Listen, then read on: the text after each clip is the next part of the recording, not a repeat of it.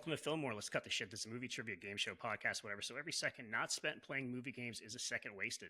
There's only one rule. You may not say the word Goonies aloud at any point, or you risk losing all of your points to date.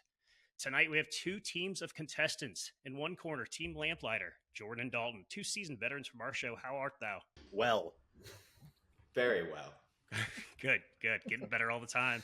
In the other corner, Team Deep Cuts, Jeff, Penn, and Alex Young. You guys host Deep Cuts the Game, a wonderful podcast in its second year, where you guys play a very fun game. Why don't you guys tell us about that? Deep Cuts is just a game where I get three contestants, I give them three movies, and they try to come up with the most random, obscure, or minor characters they can think of. The deeper the cut, the more points they get. Alex is, I want to say he's kind of like our Ben Stein of the show. Like, he's on every episode. But there's no money to be won, and he's a lot easier to beat than Ben Stein ever was. So, and I'm 40% less monotone most of the time. Win Alex Young's respect, maybe. Oh, yes. Ooh, even that's dicey. I mean, is that of any value, really?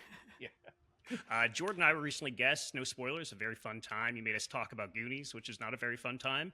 But none of that shit on this show, right? I mean, if I were to say it now, I would forfeit all the I have no points at this point, so I could say it. I may end up cutting it out anyway. But all right. I'm gonna avoid it. I don't want to piss anyone off. So but Jordan Dalton cannot say it right now. So if you really want to get in their heads, don't risk it, Jeff. This is our first time here. We may never be invited back. All right. I must admit, I'm jealous of the fact that you could say it right now and get away with it. Yeah, right. I'm too invested. I can't do it. You won't. It's not that you won't be invited back. I will put you into a television. That's what we do on this show, if you say Goonies.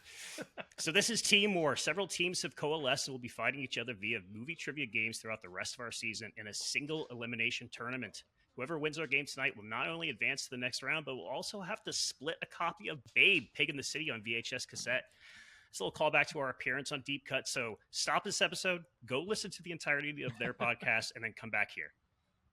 You get it now? Huh? This game is called Genre Feud. This is Genre Feud. I will name three films that fall under the same genre, and our teams will take turns guessing which film had the lowest budget and which film had the highest worldwide theatrical income. Only one member of each team gets to answer for each question, so please decide who's going to be guessing from your team the lowest budget. I'll do that one, Alex. Okay. You do box office, I'll do budget. This feels like the opposite of our strengths, but okay. Perfect. Jordan Dalton, who's gonna choose the lowest budget? What do you think, Dalton?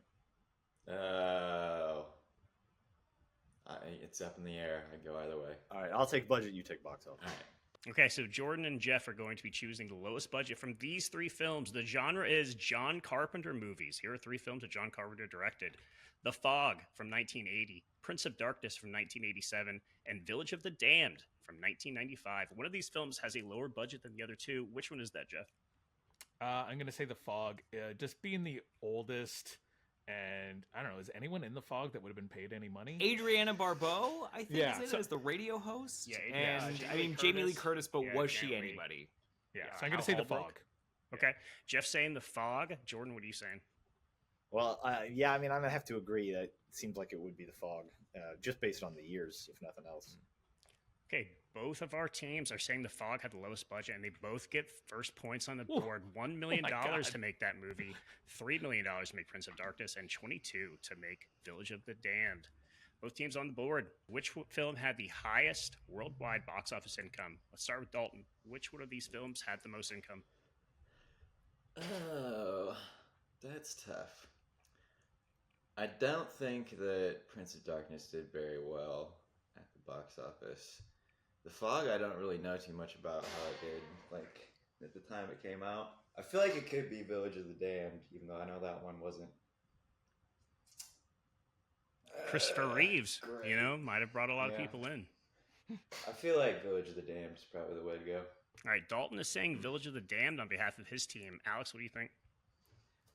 Mostly just because I want to be contradictory, but also because I know The Fog had a remake with Tom Welling. I'm going to say it's The Fog. I'm going to say The Fog did surprisingly well. Jeff, right. I don't like your face, but I feel like it's The Fog. A little dissension in the ranks, but Alex is saying The Fog had the highest worldwide box office income. Dalton is saying Village of the Damned on behalf of his team. And Deep Cuts gets Oh, a point. $21 million the Fog brought in. Prince of Darkness. I would have brought in said Prince of Darkness. Yeah, Prince of Darkness brought in 14, and Village of the Damned brought in $9 million. that's a stinker. Yeah, it was. This is why there hasn't been Wow. another remake of that one. I saw The Fog at one of our local cinemas. The Fox Theater Very had cool. a screening of it a couple of years ago, and it's pretty good. It's not amazing, but it's a fun watch. Well, I mean, it was a pretty good Kickstarter for his career. It wasn't his first, but definitely probably his most popular of his early films. So, our next genre of films is buddy movies. Here are 3 buddy movies for you: Tommy Boy from 1995, Romeo and Michelle's High School Reunion from 1997, and Twins from 1988. Start with Jordan. Jordan, which one of these films had the lowest budget? Lowest budget. I'm gonna guess Romeo and Michelle. Okay, Jordan is saying Romeo and Michelle on behalf of Team Lamplighter. Jeff, what do you think? Yeah, that's what I'm feeling. It ain't Twins. Like, there's no way Schwarzenegger made more money than everyone else in all those movies combined, probably. Yeah. And yeah, I don't think Lisa and Sorvino were getting paid a ton. There's a lot of cameos in that movie, but I'm gonna stick with Jordan here and go Romeo and Michelle's. All right, both of our teams are agreeing, saying Romeo and Michelle High School Reunion had the lowest budget of these But 3 it could films. be Tommy Boy. And the answer is Twins. $15 million to make Twins. What? No fucking way. $20 million to make both other films. So no points. I had the same thought he did. I was like Arnold Yeah, and for DeVito. sure. Just their Yeah, I pay would've alone figured- is going to be yeah. more than. Even in Yeah. '88, you would think Arnold was getting like $7 million to do a movie, kind of thing. I'd say, yeah. 7 million, I guess, is pretty. I'd say that's probably about right on for that time period for him. But you think this is before the time where people, like actors, were getting like a lot of money. It wasn't really until like the mid '90s where people were picking up like double-digit million. But all paychecks. the CG that they would have done to make those 2 look alike, like that's where I'm thinking the money For was. sure. Yeah. All right. Now we're going to worldwide box office income. Let's start with Alex. Which one of these films brought in the most money? I mean, it had to be Twins, right? Like, surely that was the most successful of the bunch here. All right. Alex is saying Twins brought in the most money. Dalton, what do you think? I mean, yeah, I want to go with that too, but with the last thing that just happened, I don't know. Maybe it was Tommy Boy. I'm going to say Tommy Boy. All right. I'm Dalton. probably wrong, but I'm going to go with it. If only I could remember the SNL episode where I'm sure that came up. We talked about the budgets of all of the SNL movies. Well, or this Jason wasn't. I movies. don't think we talked about this one. This isn't really an SNL movie, just because they came from it. It wasn't produced by Lauren or Yeah, I anything guess like it that. wasn't like that. Okay. So Dalton is saying Tommy Boy. Alex is saying Twins, and the answer is Twins. $217 million that movie brought in. Tommy Boy brought in 33. Romeo and Michelle brought in 29. Low budgets, but probably good for the 90s. I mean, and Twins essentially has like a not by name sequel to it as well, right? Like you get, because don't they do, what's the one where they have a baby? Like one of them Junior? gets- Junior, yeah, where Yeah, they used yeah. it's a similar Yeah, cast. it's not a twin, like it's not a sequel, but it's like let's get these 2 back together again because we made $217 million. Yeah. This is a winning $15 formula. million. Yeah. For a long time they were talking about doing what was it, triplets with Eddie Yeah. Murphy. Yeah. Yeah. For almost 20 years they were talking about doing it. Even recently I heard them still say that they still God, wanted to why do it. not? But I would yeah, see honestly, that movie immediately. yeah, that Netflix movie, that'd be a great come out on Friday, watch on Sunday afternoon. Mhm. All right, we have one more genre in Genre Feud, and that is isolation movies. Here are 3 movies that depict some sort of isolation. The Lighthouse from 2019, The Gray from 2011, and Bubble Boy from 2001. One of these films had a lower budget than the others. Which one was that, Jeff? I gotta go Bubble Boy. Jake Gyllenhaal's making no money for this movie. I know The Lighthouse, but I just think based on the 18 years difference there, I gotta think Bubble Boy is like very, very cheap. That's my guess. All right, Jeff is saying Bubble Boy had the lowest budget. Jordan, what do you think? Well, this is a tricky one. I'm gonna go with The Lighthouse, but I don't feel confident about that choice whatsoever. So, but I am gonna go with that. All right, Jordan is saying The Lighthouse on behalf of Team Lamplighter. Jeff is saying Bubble Boy on behalf of Team Deep Cuts. Do the other 2 team members agree with their decisions? I honestly do think it's the Lighthouse, but watch it be the Gray, because what's the cast? Liam Neeson and some wolves? Like, Yeah, Right, but he's getting that Taken money at this point, right? Like, yeah, but it's in like Irish dollars. It doesn't count. Jeff keeps looking above the line in his thinking of the budget, so it's a smart principle for this game, I will say. Dalton, what do you think? Do you think that Jordan's correct in the Lighthouse? I think it could be, yeah. Yeah. He is, and then you guys get a point for it. Oh, $11 that's million so close. to make that film, So $25 million to make The Gray, and $13 to make Bubble Boy. Honestly, the Lighthouse was more expensive than I expected. I Yeah. thought it to be like $2 million. Right, it's probably all on a soundstage besides some exterior shots. Yeah, you'd think it would be even cheaper than that, but maybe a lot of it was, to Jeff's point, the salaries, the cast. Yeah. And all the exteriors were shot in Nova Scotia, Canada. Oh, really? Yeah. Maybe some tax breaks there too. You never know. Probably. Okay, one last question. Genre feud: highest worldwide income for these three films. Dalton, let's start with you. Which one of these films brought in the most money? That's tough. I'm leaning towards The Gray. I feel like that might have done really well at the box office. It could also be Bubble Boy, though, too. I'm going to go with The Gray. Yeah, I'm going to stick with The Gray. All right, Dalton saying The Gray brought in the most money. Alex, what do you think? I think I'm gonna agree. I'm also with Dalton that like maybe it's like Bubble Boy was a surprise hit. Who knew? There's no way it's the Lighthouse. I feel like A24 movies never make money. So I'm gonna agree and say it's The Gray. Okay, both of our teams are saying The Gray brought in the most money. They're both correct. $80 million that movie brought in. $18 million The Lighthouse brought in. And then Bubble Boy brought in a criminally low $5 million. I'm surprised to hear you guys say that the Bubble Boy was a hit. I felt that was a...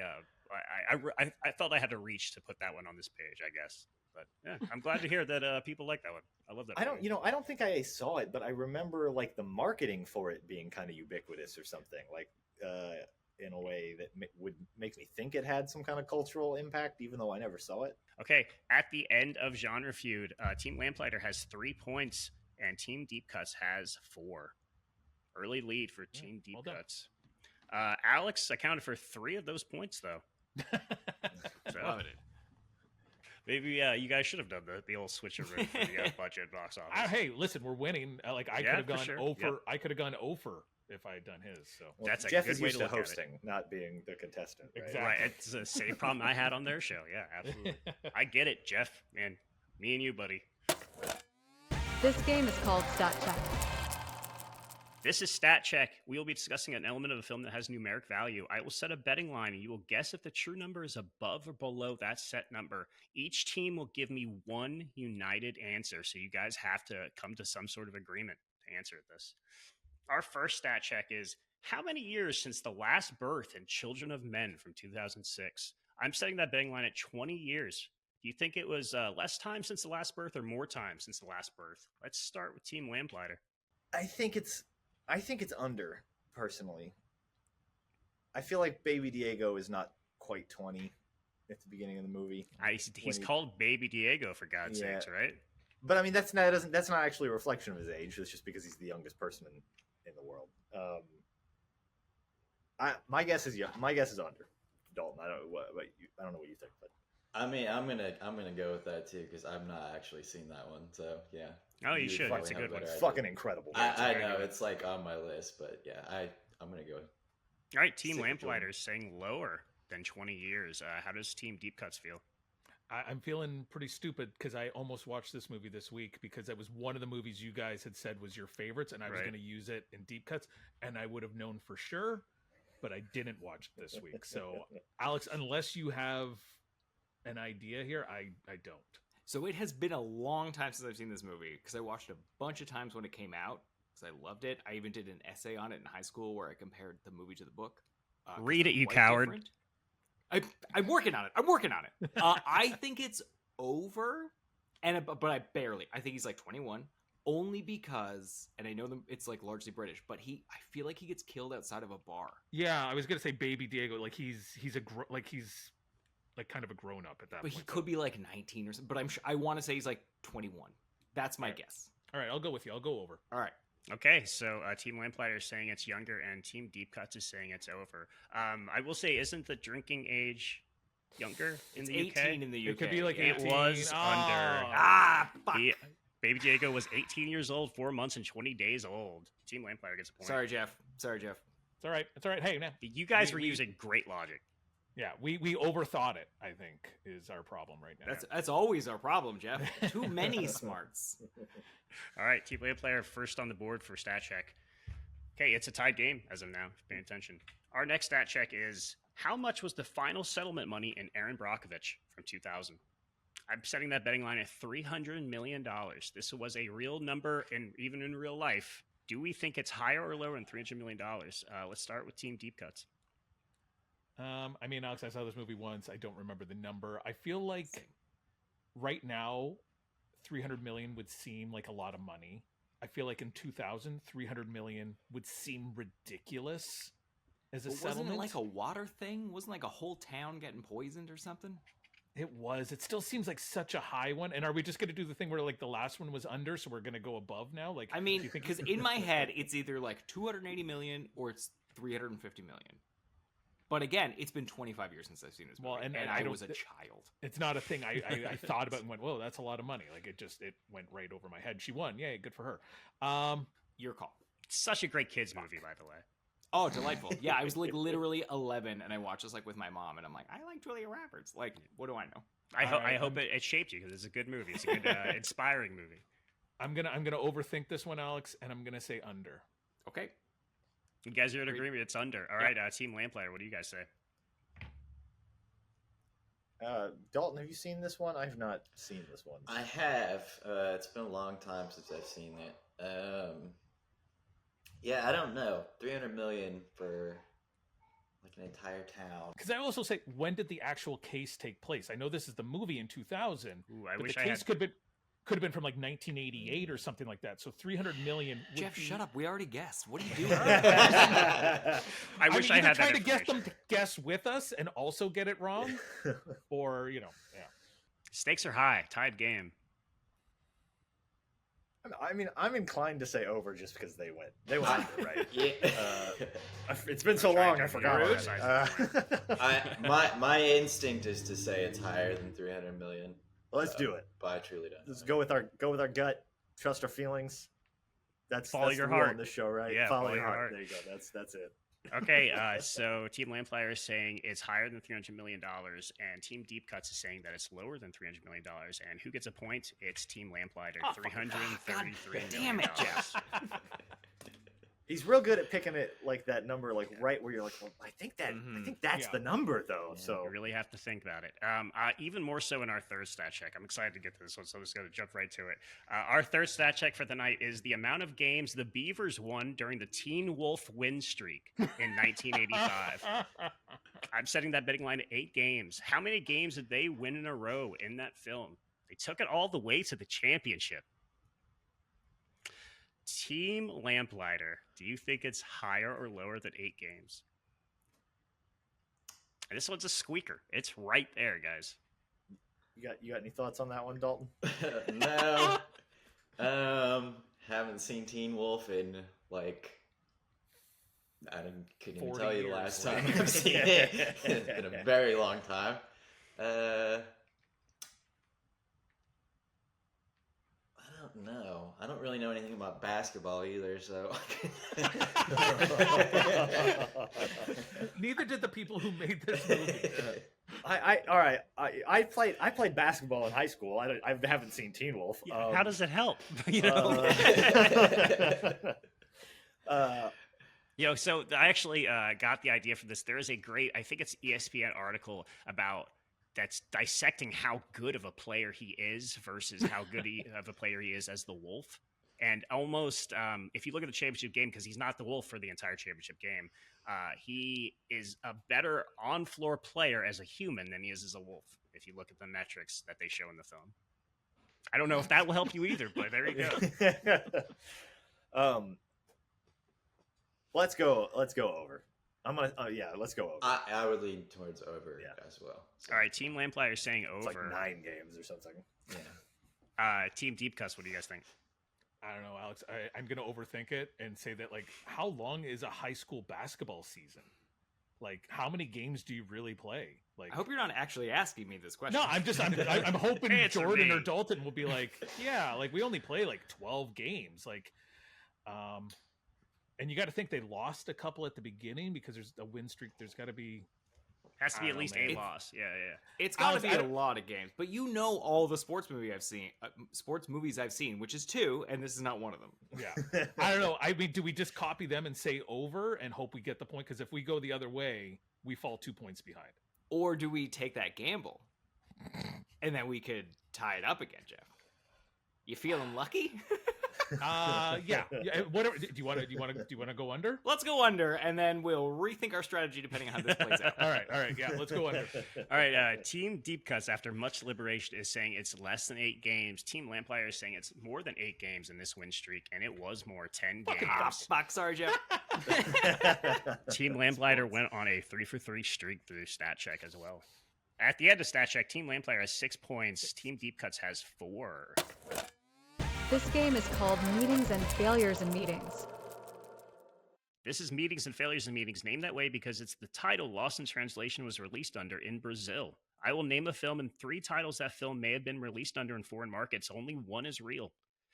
Figure out the correct one and get a point. Each one of our contestants will be making an answer this time. So a chance of 2 points per team per question. Our first Meetings and Failures in Meetings is from 1992. It's The Mighty Ducks. Here are 3 titles for you. Icebergs from Hungary. We Are the Champions from Brazil. And Heartwarming Heroes from Peru. One of these titles is real. The other 2 are bullshit, crafted by me. Which one is the real one, Jordan? I like Icebergs. Jordan is saying Icebergs is the correct title for Mighty Ducks in Hungary. Dalton, what do you think? Let's go with We Are the Champions. Okay, Dalton is saying We Are the Champions, disagreeing with his teammate. Alex, what do you think? Iceberg seems too easy, so I'm going to go with Icebergs also. And I would advise Jeff to just pick anything else and spread our luck. So wait, we're looking for the one that is the correct title, Yes, right? the correct title in the designated country. In that yes. other country. Okay, so Alex is matching Jordan with Iceberg. So if Jordan's right, Alex is also getting a point. Yes. Dalton said We Are the Champions. So if he's wrong, he gets no point. So I think Heartwarming Heroes is the worst title I've ever heard for a movie. So I'm going to say that because that seems like something Peru would do. So Heartwarming Heroes for me. Okay, disagreement and Team D cuts as well. And the true title is We Are the Champions. So Dalton gets a again, point. Alex. Nicely done, Dalton. Yep. Can't resist the chance to guess a Freddie Mercury reference, right? Right. Right. Yeah. Let's skip out on the Queen. And good move, Jeff, insulting our host, saying that's the worst title you've ever heard for a movie. That's going to go great for us. Here is our next Meetings and Failures of Meetings, also from 1992, Reservoir Dogs. Here are 3 titles for you. Crime Professionals from Romania, The Job and the Jewels from Italy, and Living to Die from Sweden. One of these titles is real, the others are bullshit. Which one is the real title, Jeff? It's Living to Die in Sweden. And I'm saying that with a lot of confidence to throw everyone off. I was like, oh, he knows He that. knows. He knows. Yeah, no. Jeff is saying Living to Die is the correct title for Reservoir Dogs in Sweden. Alex, what do you think? I mean, Crime Professionals seems totally like a movie that's real. So I say Crime Professionals. All right. Alex is saying Crime Professionals is the correct title for Reservoir Dogs in Romania. Dalton, what do you think? I'm just going to go with The Job and the Jewels because I like it. Right. I like that one. Dalton is saying The Job and the Jewels is the correct title for Reservoir Dogs in Italy. And Jordan, what do you think?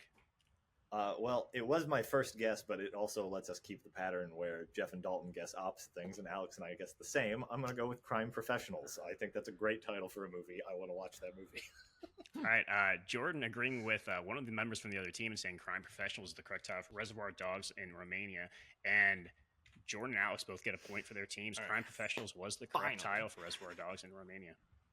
It's crazy none of them put the word dogs in it. Like there wasn't like Right. There a lot of the other titles in other countries. Crime Professionals is probably the only other one I could have probably used from the other countries for this game because all the other ones were some sort of version of street or- dogs or something like that. Crime dogs, yeah.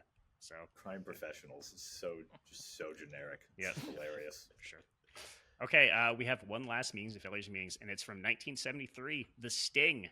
Here are 3 titles for you: Fixing the Deal from Japan, Bluffing from Romania, and The Long Play from Hungary. One of these titles is real, the rest are not. Which one is real, Alex? We're starting with me? Yep. The problem is these are all really good titles. These could all be legitimately this movie. I'm gonna say Fixing the Deal. All right, is Alex. Alex is saying Fixing the Deal is the correct title for The Sting in Japan. Jordan, what do you think? I'm gonna go with Bluffing. Jordan is saying Bluffing is the correct title for The Sting in Romania. Jeff, what do you think? I like The Long Play. I feel like in the 70s that would have been a nice to go with The Long Sleep and stuff like that. So I'm gonna go The Long Play. Jeff is saying The Long Play is the correct title for The Sting in Hungary. And Dalton, what do you think? I'm also going with The Long Play. I like that one. Dalton agreeing with Jeff, saying The Long Play is the correct title for The Sting in Hungary. A lot of varied answers. I think someone chose everything. The person that's getting a point, though, is Jordan. Bluffing is the correct title for The Sting in Romania. I'll be honest, I was pretty sure that I was the one that was It was bluffing. most likely wrong. Yeah. All right, that was a fun round. At the end of meetings, failures meetings, Jordan Dalton's Team Lamplighter has 9 points. Jeff and Alex's Team Deep Cuts has 5 points. And we're not as smart as we thought we were, Alex. Oh, Jeff, I'm your co-host. I never think I'm smart. You show me that every week, that I don't know anything about anything. I always tell people this game is it's not, nobody knows these answers. Yeah. You get lucky. It's nobody's good at this game. Yeah, no, not at all. It's like Jordan was saying on your show, it's a numbers game. I was looking at the season leaderboard, which I actually have right here. Jordan has played 14 games, only won 5, and he's at the top of our leaderboard. So just goes to show you that it's a little bit different every time. Even when I lose, I'm still putting points on the board. Yeah, right. Yeah, for sure. Oh, actually, I forgot to mention this. I'm sorry. I'm glad we said something about points. One small note, Dalton, you are currently in 4th place on our season leaderboard, but you have a good chance of becoming 2nd by the end of this game if you play well enough. You're only 14 points behind Kyle. Oh, wow. Yeah. This game is called New Movie Old Title. This is New Movie Old Title. Usually this game is played by me, giving each contestant the name of an old movie, and then they have to come up with a new plot that would also fit that title. Tonight, a lot of my work is being outsourced. Each team will choose one member to be the pitcher, and the other person will give them the title. I will judge each pitch and award up to 5 points. So I need someone to volunteer from each team to actually pitch the film, and the other person on their team will actually give them the title. Let's start with Team Lamplighter. You guys are in the lead. Let's let you guys set the tempo. Who's going to pitch and who's going to choose the title? What do you think, Dalton? I feel like you're better at the on the spot pitches than I am. All right. I'm not do going my best. I'm not going to agree with you there, Dalton. You've really shown yourself in these creative games lately, so I wouldn't discount yourself. Just saying. My instinct is to let you do it, but I'll let you choose. Oh no, that's fine. That's fine. Yeah, We can do that. yeah, We can alright. do that. Yeah. Yeah, so it just has to be a real movie, and he has to come up with a new plot to match that same It's the title. same. Gotcha. Okay. Gotcha. So you kind of want to give him a softball, right? You want him to do well. That's probably not a great one. Let me think of a interesting one here. Oh brother, where art thou? All right, Jordan, you know what comes next. I need to hear Okay. a new plot that would fit the title, Oh Brother, Where Art Thou? Okay.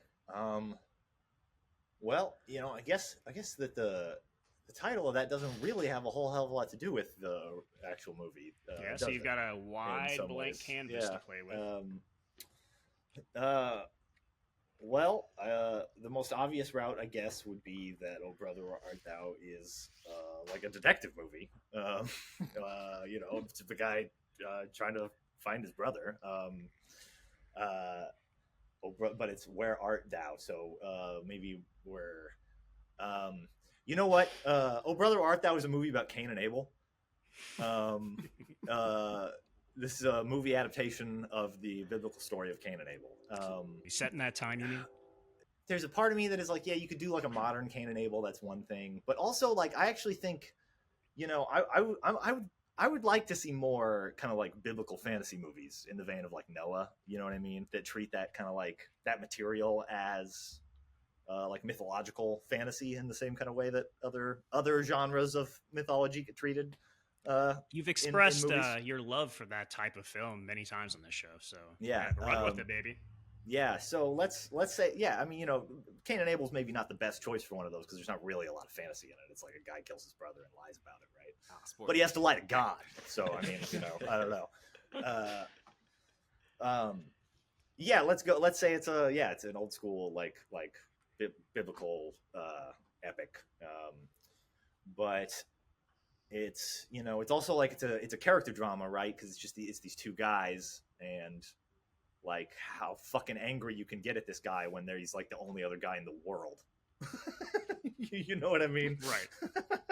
Maybe like Shades of the Lighthouse even too, right? Where it's like it's two guys that are kind of like they're kind of like stuck together, living this like kind of hard scrabble life, and eventually the one guy he's like, I've had a fuck enough of you, and he bashes him over the head with a rock or whatever. See, but now you're making me think this is more like a Farrelly Brothers comedy with Matt Damon and Greg Kinnear. Yeah. And they're connected, and then one day he wakes up and his brother's gone. And he's like, oh, brother, where art thou? We were connected for 35 years. Jeff, now you don't want to give them a good plot line that they can take now. And get You know what? Yeah, that would have been much more in the vein of my normal pitches where it's a sequel to an existing property. Yeah, it's that conjoined twins movie that they did. It's the sequel to it. He wakes up and one of them's Stuck gone. on you. Yeah, that's pretty good. Is that your official submission? That's quite a swerve from where I started. Yeah. Okay, so Matt Damon, Greg Kinnear find out that they are descendants of Cain and Abel. And I'm not trying to. I don't know. You if can you tell can both set up stories both at the same time. You cut back and forth. Oh, They're playing yeah. both characters. And then, it's a parallel between like Exactly. the I like that. Am I allowed to chime in on the? Yeah. Absolutely. I need help on the pitches, so I appreciate the other team helping me. You helping Yeah, me. so no, yeah, don't everybody have get the in on chance. this shit. Yeah. And then and then at the end of the movie, God is like, where's Abel? And he's like, I don't know. Oh brother, where art thou? Roll credits. Okay, so it's just so I'm clear.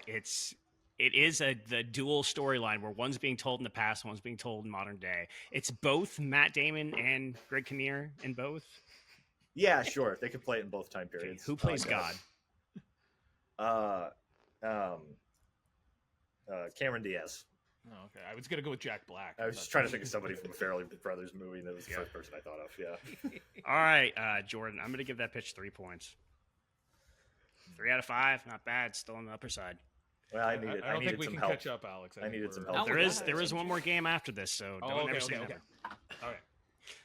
Okay.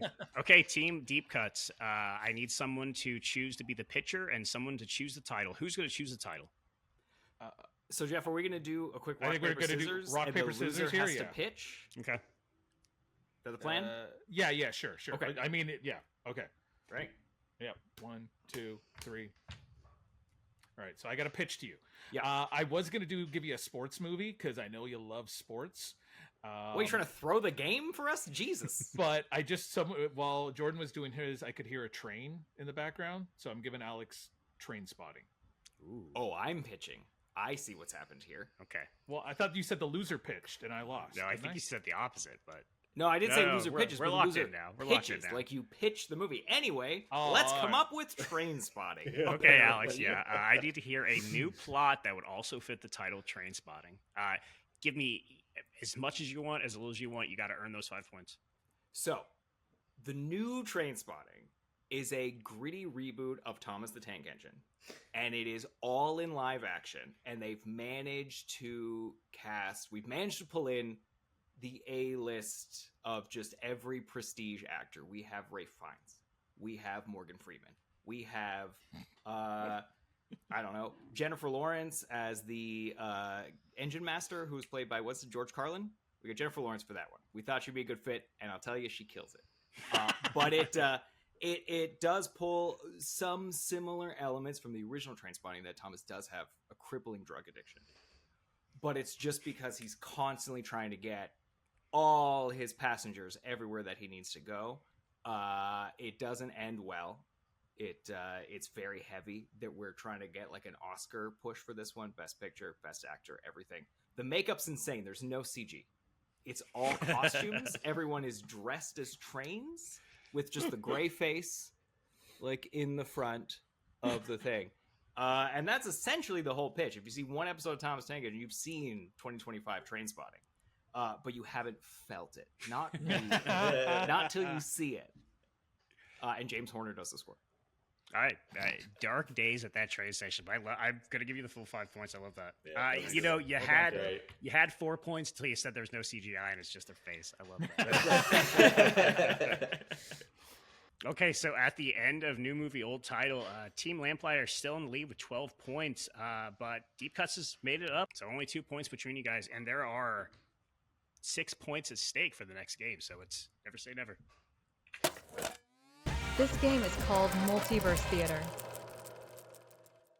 This is a game we have not played in a very long time, but I've tried to bring it back multiple times. Multiverse Theater. I will name a director and 3 projects that they were set to direct at one time but fell apart before the film could be made. 2 of those projects are true, bona fide, unrealized projects, but one of them is fake. If you can tell me which project was never considered, you will add a point to your team's total. Everybody gets to answer for this. Our first director is Francis Ford Coppola. We talked a lot about Francis Ford Coppola on Deep Cuts. I implore you guys to go listen to our episode and all of their episodes. So I thought I'd bring him in tonight. Here are 3 projects that he was set to direct and never did. A adaptation of Jack Kerouac's On the Road. Unforgiven, the film that was actually made starring Clint Eastwood, Gene Hackman, Morgan Freeman, and a biopic of John Dillinger. 2 of these are projects that he actually was pretty close to directing. One of them was not. Which one's fake, Jordan? I'm going to say On the Road is fake. I don't know anything. I have no information about any of these. So this is just a pure guess. I'm going to say On the Road. Jordan is saying On the Road wasn't a real project from Francis Ford Coppola. Dalton, what do you think? I'm going to go with the Dillinger Project just because that sounds way too cool to have ever been. I would love to see Francis Ford Coppola do a Dillinger biopic, but yeah, let's go with that project. I don't think that one. All right, right. We're picking the one we don't think was. Yeah, we're thinking you're picking the fake one. Yeah, the fake one. Okay. Dalton is saying the Dillinger biopic is fake. Jordan is disagreeing, saying the On the Road biopic is fake. Jeff, what do you think?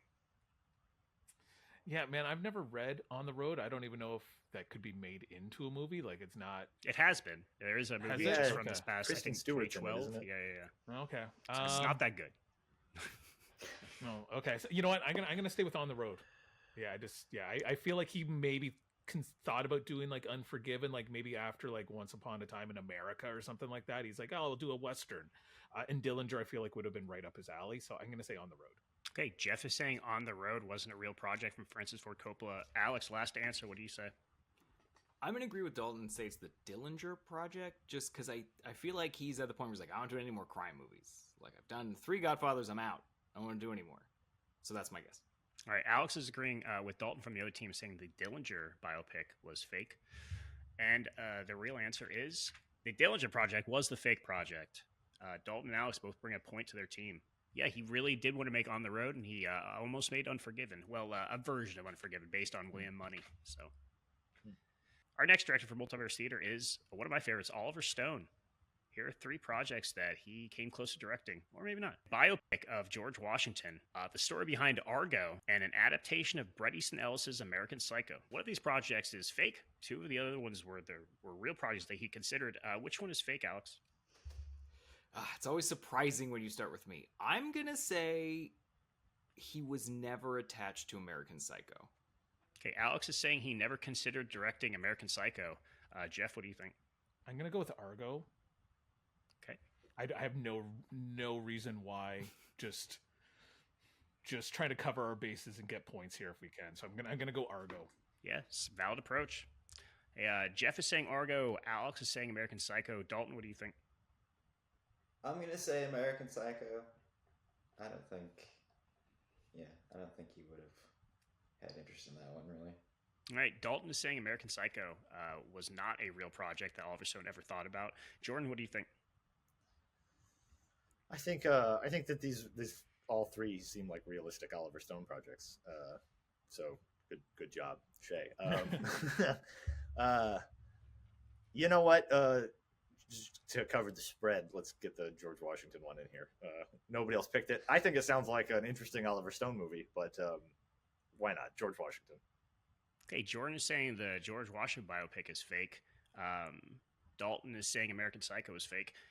Jeff said that Argo was fake, and Alex said that American Psycho was also fake. And the real answer is Argo. He never considered doing the story behind Argo, but he did consider doing a project based on George Washington's life. And he was actually hired to direct American Psycho, and Leonardo DiCaprio was going to play Patrick Bateman. And then when DiCaprio quit, Oliver Stone quit. So there you go. Jeff That's got his good, team 'cause point. I think that would have been terrible. I definitely went in the best direction I could have. Yeah, for sure. And just for future reference, everyone, there's a lot of talk about redoing American Psycho. Please don't. I don't care. Yeah. Luca, stay away from it, man. You don't need to do that movie. Yeah. Okay, we have one last director for Multiverse Theater. And we started with John Carpenter. We're ending with John Carpenter. Here are 3 projects that he may have considered directing. Tombstone, House of Leaves, an adaptation of Mark Z. Danielewski's House of Leaves, and a American Godzilla remake. One of these projects is fake. The other 2 are true. Jeff, what do you think? Which one is a fake one? All right, so I don't know what House of Leaves is, so I think that's probably a real one, because I think if you were trying to throw us off, you would have given us something more like something a little more... I am a madman, though. I don't know. Has Carpenter gone anywhere near a Western? I don't know. I'm gonna say Godzilla, because it actually makes the most sense that he would have been connected to that one. So therefore, I'm gonna say Godzilla, that he wasn't connected to it. Okay, Jeff is saying Godzilla is the fake project in this roster. Dalton, what do you think? This is tough. Because, like, I mean, he's never done a Western, but I know he's always wanted to. Like, that's why he wanted to make movies. So, like, he could have been, like, attached at one point to do Tombstone. And House of Leaves is so insane. I don't know who would ever want to do that into a movie. But you know what, Dalton, why don't you go explain what House of Leaves is, since you know what it is?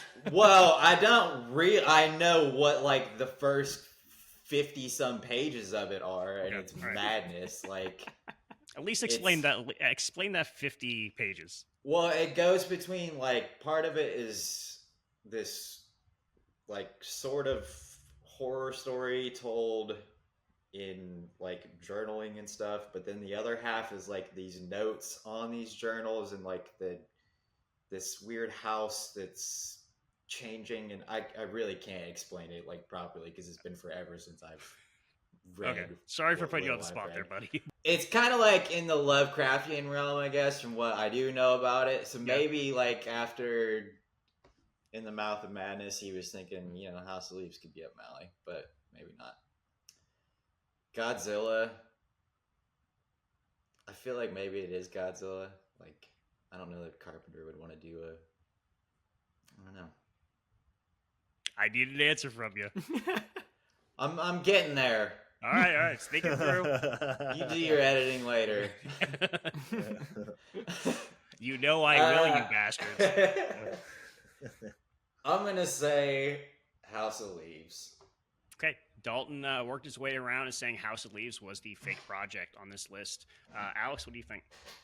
I know this is the last question, so I'm gonna agree with Jeff, because I feel like he's right, but I also know we need those points. So I'm going to say it is Godzilla. Doubling down. Okay. Yeah. Both members of Deep Cuts are saying Godzilla was the fake project. And Jordan, what do you think?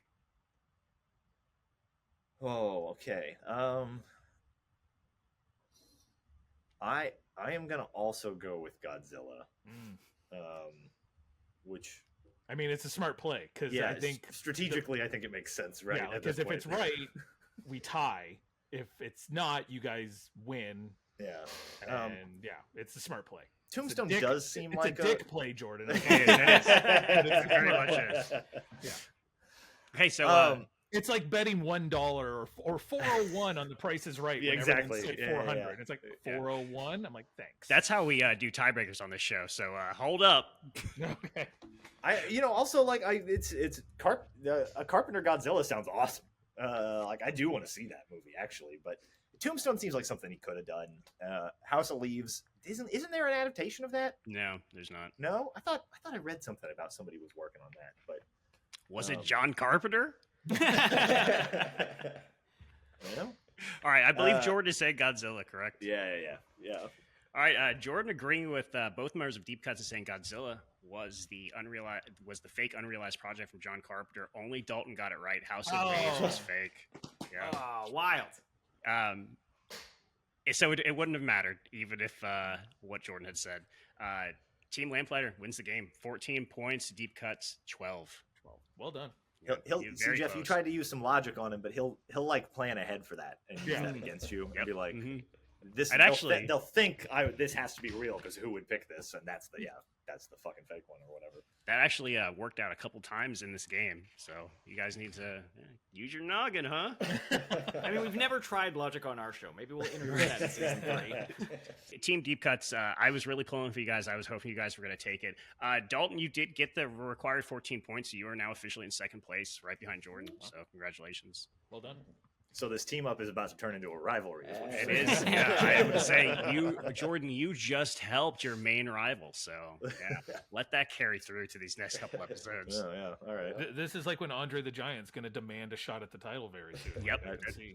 That's all for Filmwar. We have a new champion. All hail Jordan and Dalton, Team Lamplighter. They are taking home a copy of Babe Picking the City on VHS and are moving into the second round of Team War. Follow us on Bluesky at Filmwar. View our full video episodes at youtube.com/@Filmwar at thefilmwar.com. Rate us, share us, kiss us, thrill us. We'll be back in 2 weeks. Jeff and Alex, how can our viewers find Deep Cuts the Game? We're everywhere, Spotify, Amazon, Apple Podcast. You can even listen to our podcast on YouTube if you'd like.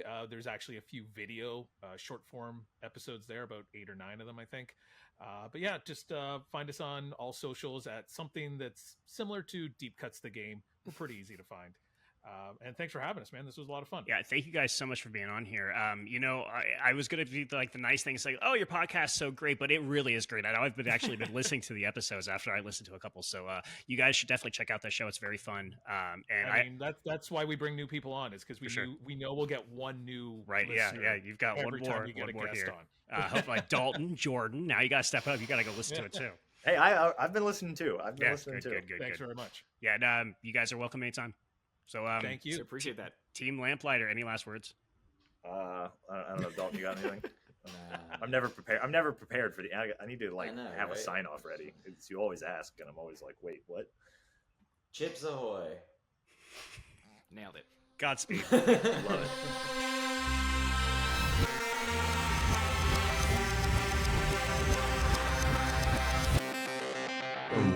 A 1,000-yard stare production.